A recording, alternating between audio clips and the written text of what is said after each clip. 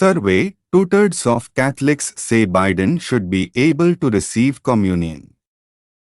Two-thirds of U.S. Catholics say that President Joe Biden, who has contradicted church teaching on abortion, marriage, and gender ideology, should be allowed to receive communion. According to a Pew Research Center survey released on Tuesday, 67% of U.S. Catholics say that Biden should be allowed to receive communion at Mass, while fewer than one-third, 29%, believe he should not be allowed to receive. Beliefs on communion fell somewhat along party lines, with 55% of Catholic Republicans, or those who lean Republican, saying that Biden should be denied communion, while only 11% of Democrats or those leaning Democrat saying he should be denied communion. The communion question has resurfaced during Biden's presidency, as some bishops have previously cited Canon 915 of the Code of Canon Law to say that Catholic public officials should be denied communion for their obstinate support for grave evils such as abortion, despite warnings from pastors. Canon 915 states that Catholics who are obstinately persevering in manifest grave sin are not to be admitted to Holy Communion. In a 2004 memo to U.S. bishops, then Cardinal Joseph Ratzinger wrote that a Catholic politician who is consistently campaigning and voting for permissive abortion and euthanasia laws is engaging in formal cooperation in grave sin, cooperation that is manifest.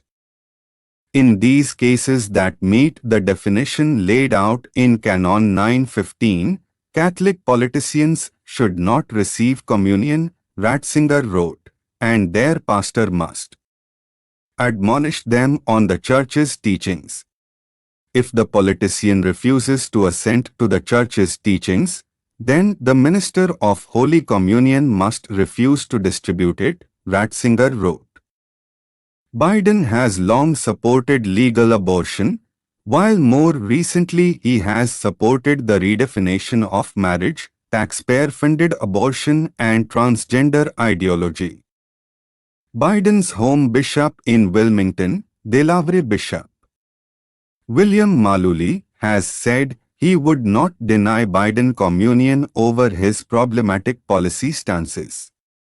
Biden's Archbishop in D.C., Cardinal Wilton Gregory, has also said he would not deny Biden communion. Other bishops have argued to the contrary. Retired Archbishop Charles Chaput wrote in December that Biden should not receive communion because of his support for abortion. In his homily at the annual Vigil Mass for Life on January 28, the U.S. Bishops' Conference, USCCB, pro-life chair Archbishop Joseph Naumann, while not naming Biden, said that Catholics should not receive communion if they are contradicting fundamental church teaching. Archbishop Salvatore Cordileone of San Francisco, in a January interview with EWTN Pro-Life Weekly, said that communion could be withheld for the sake of someone's soul, but only after private conversations had taken place between the pastor and the Catholic to try to move the person in their conscience. Cordileone added that bishops must also be emphasizing the general teaching on worthiness to receive communion, the necessity of not being conscious of serious sin, and having fasted from food and drink for at least 1 hour. For that kind of action, denial of communion, to make sense to a lot of people, we need to reclaim this sense of what it means to receive communion, Cordileone said, citing a lack of belief in the real presence of the Eucharist among Catholics. Leading U.S. bishops have noted Biden's problematic stances on serious moral issues such as abortion, gender ideology, and marriage. USCCB President Archbishop Jose Gomez created a working group in November to advise the conference on dealing with a Catholic president who held both good and bad policy positions. One of the recommendations of the bishops' working group was a teaching document on Eucharistic coherence. The term has previously been used by bishops to emphasize the integrity of a Christian's life, that in order to receive the Eucharist, a Catholic must obey the commandments and assent to the teachings of the Church. Archbishop Gomez issued a January 20th statement on Biden's inauguration that highlighted his areas of agreement with the conference, but also pointed out that he has pledged to pursue certain policies that would advance moral evils and threaten human life and dignity, most seriously in the areas of abortion, contraception, marriage, and gender. As a candidate for president, Biden defended his record on abortion and supported both taxpayer-funded abortion and abortion coverage on a public option health plan. As president, Biden repealed the Mexico City policy, allowing U.S. global health assistance to fund international pro-abortion groups. He has also instructed his health secretary, Xavier Becerra, to begin reversing a rule that blocked taxpayer funding of domestic pro-abortion groups under the Title X program. Biden also signed a COVID relief bill into law that did not include pro-life funding protections. Pro-life leaders warned that billions of dollars in health care funding under the bill could be available for abortion providers or abortion coverage.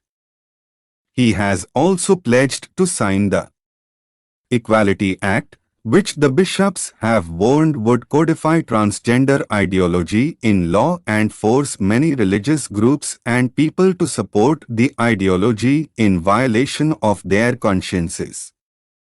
Among issues of abortion, homosexuality, the death penalty, and immigration, abortion received the most support among Catholics on the Pew question of denying communion to a public official who contradicted the Church's teachings. While 29% of Catholics said an official contradicting the Church's teaching on abortion should be denied communion, only 19% said that an official disagreeing with the Church on homosexuality should be denied communion, and 18% answered the same on the matter of the death penalty. Only 9% of Catholics said an official should be denied communion for disagreeing with the Church's position on immigration. Elsewhere in the poll, 64% of Catholics said they thought President Biden was either very or somewhat religious.